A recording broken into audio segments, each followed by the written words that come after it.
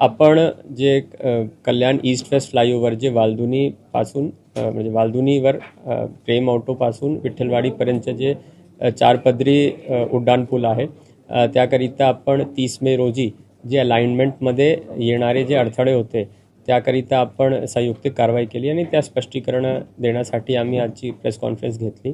ही जे जागा आहे ते पूर्णपणे महानगरपालिकाच्या ताब्यात आहे. जवळजवळ 60,000 स्क्वेअर मीटर महापालिकाने TDR देऊन ताबा घेतलेला आहे आणि त्याच्यापैकी 11,638 स्क्वेअर मीटर ही हायवे खाली जाणारी जागा आहे. ते पूर्णपणे महानगरपालिकाचे ताब्यात आणि 7-12 पण महानगरपालिकाच्या याच्यामध्ये आहे. मात्र इथे राईट ऑफ वेमध्ये ताबा घेण्याकरिता काही अडथळे येत होते. त्याकरिता वेळोवेळी जेव्हा काम सुरू करण्यात आला 2024ला तेव्हापासून आतापर्यंत 10 ते 12 वेळी आपण बुद्धभूमी फाउंडेशन आणि त्यांचे प्रतिनिधींबरोबर मीटिंग घेतले. विविध स्तरावर बैठका घेण्यात आल्या. सहाय्यक आयुक्त, उपायुक्त, अतिरिक्त आयुक्त आणि माझ्या स्तरावर पण 2 बैठका घेण्यात आले. त्याच्यामध्ये वारंवार त्यांना आपण विनंतीही केली की आपण इथे जे अडथळे आहेत ते आपण स्वतःहून दूर करावं आणि प्रशासनाला सहकार्य करावं. लास्ट मीटिंग 14 मे 2025ला घेण्यात आली.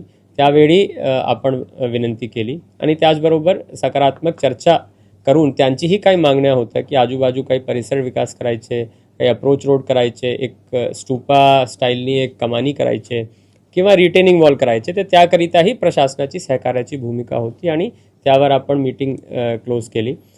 मात्र नंतर जेव्हा आमचे अधिकारी आणि MMRDAचे अधिकारी फील्डवर जेव्हा जातात तेव्हा त्यांना अडथळा निर्माण करण्याचं काम त्या ठिकाणी केलं जातं आणि शासनाचा जे महत्त्वाचं प्रोजेक्ट आहे आणि कल्याणकरांसाठी जे एवढं महत्त्वाचं प्रोजेक्ट आहे ज्यामुळे वाहतूक कोंडी कमी होईल त्याला कुठेतरी अडथळा निर्माण होतो. म्हणून 25 तारखेला परत बुद्धभूमी फाउंडेशनला त्या ठिकाणी नोटीसही रीतसर बजावण्यात आला की या राईट ऑफ वेमध्ये फक्त 24 मीटर अलाइनमेंटची राईट ऑफ वेमध्ये जेवढे अडथळे आहेत ते आपण स्वतःहून दूर करावे आणि प्रशासनाला सहकार्य करावं.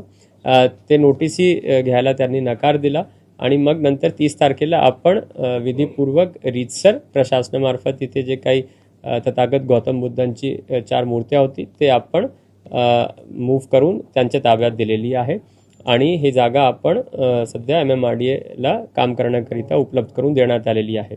याच्या पलीकडेही बुद्धभूमी फाउंडेशन बरोबर जेव्हा फोनवरही नंतर बोलणं झाला तर त्यांची इतर काही मागण्या आहेत की ज्याच्यावर त्यांना प्रशासनाबरोबर आणि माझ्याबरोबर चर्चा करायची, तर तेही या आठवड्यात किंवा पुढच्या आठवड्यात वेळाप्रमाणे आम्ही त्यांच्याशी चर्चा करायला तयार आहोत आणि टेबलावर बसून चांगल्या रीतीने शहराचा विकास कसे होईल आणि आजूबाजू या परिसराचा कसे विकास होईल याच्यावर सकारात्मक चर्चा करण्याकरिता आम्ही एकत्रित बसणार आहोत.